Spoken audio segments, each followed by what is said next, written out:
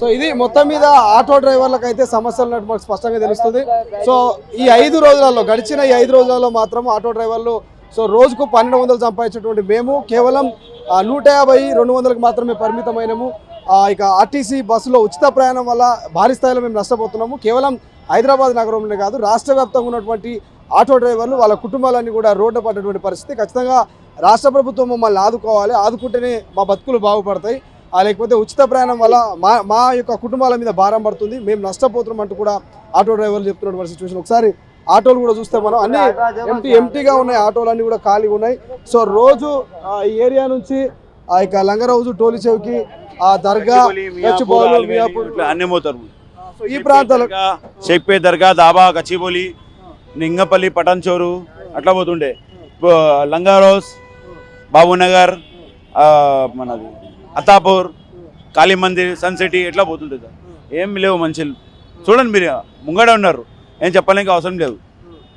ఒకసారి ఈ ఆటోలు చూపించేటువంటి ప్రయత్నం చేద్దాం. క్యూ లైన్లో ఒకసారి చూసుకోవచ్చు, అన్ని ఆటోలన్నీ కూడా ఖాళీగా ఉన్నాయి. సో ఏదో ఒక్కొక్క 2-3 ఆటోలు అలా కొంతమంది పురుషులు ఉన్నారు. బాబా ఎక్కడికి పోతున్నారు? శంషాబాద్. ఇప్పుడు ఆటోలు ఇంతకుముందు అంతా మొత్తం జనాలతో ఉండేది, ఎందుకంటే ఫ్రీగా మహిళలకంతా ఇప్పుడు బస్సులు అయింది, ఫ్రీ అయింది. సో ఎట్లా ఆటోలు రద్దీ కనబడుతున్నాయి గతంలో కంటే ఇప్పుడు ఫ్రీగా ఉన్నాయా? ఆటోలు అయితే ఫ్రీగానే ఉన్నాయి కానీ మాకు లేదు కదా ఫ్రీ. ఎట్లుంది? లేడీస్ ఎవరైనా ఎక్కుతారు ఆటోలు ఎక్కుతలేరు, వాళ్ళు ఎవరు ఎక్కుతలేరు, మొత్తం బస్సే.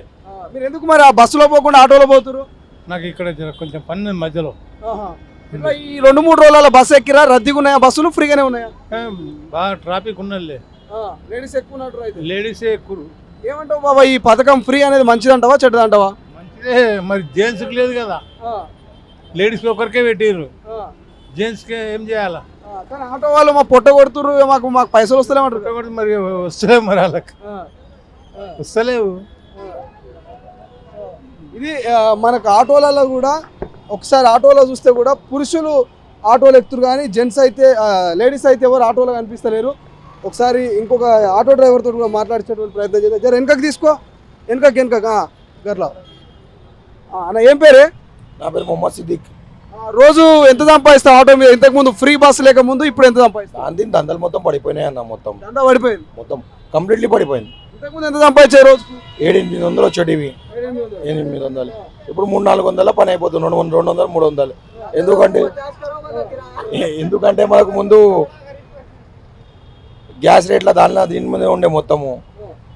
అవి కాక మళ్ళీ ఇప్పుడు మనకి ఏమైందంటే ఇప్పుడు దీనికే సరిపోతున్నాయి మొత్తం పైసలు. మళ్ళా ఈ బండి కిరాయి ఉంటుంది, గ్యాస్ ఉంటుంది, ఆయిల్ ఉంటాయి, దాని మీద రేట్లు మస్తు పెరిగినాయి. ఎవరైనా మొగోళ్ళు ఆడోళ్ళు ఎక్కుతారా? ఎక్కడోళ్ళు అక్కడిక్కడ ఎక్కుతారు, ఏమైనా అవసరం పట్టి ఎక్కుతారు, కానీ ముందు లెక్క లేదు, కంప్లీట్లీ లేదు. బస్సులు ఫుల్ అవుతున్నాయి, బస్సులో లేదే నడుస్తుంది. సో ఇది మొత్తం మీద అయితే ఒకసారి మనం ఆటోలు కూడా ఇక్కడ భారీ స్థాయిలో ఆటోలన్నీ క్యూ ఉన్నాయి, ఆటోలు క్యూ ఉన్నాయి. సో ఖాళీగా ఉన్నాయి. నార్మల్ టైంలో ఫ్రీ బస్ లేకముందు మాత్రం ఈ ఆటోలంతా కూడా జనాలతోటి కిక్కిచ్చిపోయేది, ఒకరికి మీద ఒకరు పోటీగా ప్యాసింజర్లను ఎక్కించుకునేటువంటి ప్రయత్నం చేసారు. కానీ ప్రస్తుతం మాత్రం ఆటో డ్రైవర్లు అంతా కూడా ఖాళీగా కూర్చొని ముచ్చట పెడుతున్నారు. సో ఖాళీగా ఉన్న ప్రయత్నం చేస్తున్నారు వాళ్ళు, ఎందుకంటే వాళ్ళకి ఎటువంటి గిరాకీ లేదు. సో గిరాకీ లేదు కాబట్టి వాళ్ళు ఫ్రీగానే ఉన్నటువంటి ప్రయత్నం చేస్తున్నారు. ఒకసారి ప్యాసింజర్ ఉన్నారా? ఖాళీగా ఉన్నారు. బాబా ఏం పేరు? హలో, నా పేరు మొహమ్మద్ షాకీర్. నేను దగ్గర 15-20 సంవత్సరాల నుంచి ఆటో తోలుతున్నాను. కానీ ఫస్ట్ టైం మన తెలంగాణలో ఇట్లా నాకు అనిపిస్తుంది. ఏంటంటే ఆటోలో ఇప్పుడు ఎవరు ఎక్కుతా లేరు. ఎవరికైనా 20 రూపాయలు జాగాల, 30 రూపాయలు టికెట్ ఉన్న జాగాల, మేడం మీరు దయచేసి ఎక్కండి, 20 ఇవ్వండి అన్నా కూడా మాకు బస్సు ఫ్రీ చేశారు అని చెప్పేసి అందరూ బస్సులోనే పోతున్నారు. కానీ మా ఆటో ఎవరు ఎక్కలేరు. చాలా దయచేసి మన ముఖ్యమంత్రి గారిని దయచేసి నేను ఏం కోరుకుంటున్నా అంటే మాకు కొద్దిగా ఏదైనా సాయం చేయండి, ఏమైనా చేయండి. మాకు 12,000 సంవత్సరానికి 12,000 ఇస్తామన్నారు. 12,000 ఇస్తామని చెప్పారు అంతవరకే, కానీ ఇవ్వడం వేరు, అది చెప్పడం వేరు. అది చేసి చూపించే వరకు టైం పడుతుంది.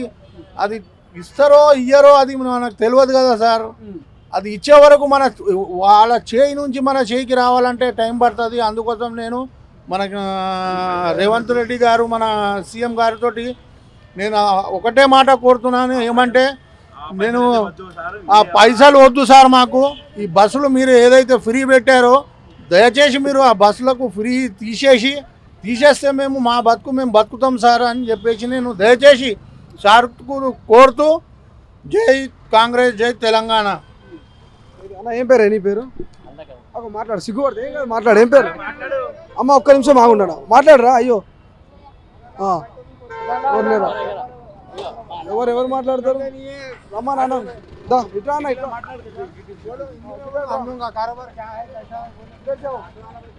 అరే బోలో బోలో భాయ్. సో ఇది మొత్తం మీద అయితే ఆటో వాళ్ళంతా చెప్తున్నారు. దాదాపు 15-20 సంవత్సరాల నుంచి కూడా ఆటో నడుపుతున్నాం. గతంలో ఎప్పుడు కూడా ఇటువంటి ఆర్థిక ఇబ్బందులు చూడలే. సో రాష్ట్ర ప్రభుత్వం ఏదైతే ఆర్టీసీ బస్సులో మహిళలకు ఫ్రీ అనేటువంటి పథకాన్ని పెట్టిందో, ఈ పథకం పెట్టినటువంటి 4-5 రోజుల నుంచి కూడా ఇక గిరాకీలన్నీ డౌన్ అయిపోయినాయి. ఎవరు ఆటో ఎక్కలేరు. కేవలం కొంతమంది మొగోళ్ళు, కొంతమంది ఆటోలు అక్కడక్కడ ఏదైనా వాళ్ళు గల్లీలకు అక్కడ పోవాలంటే మాత్రమే ఆటోలు మాట్లాడుకుంటున్నారు. సో గతంలో ఆటో డ్రైవర్లమంతా కూడా ఒకరి మీద ఒకరు పోటీ పడి ప్యాసింజర్లు ఎక్కించుకొని పోయేటువంటి వాళ్ళం. మేము ఇప్పుడు ఖాళీగా కూర్చొని కేవలం ఇట్లా ఫోన్లు చూస్తూ యూట్యూబ్ చూస్తూ కాలం గడుపుతున్నాం.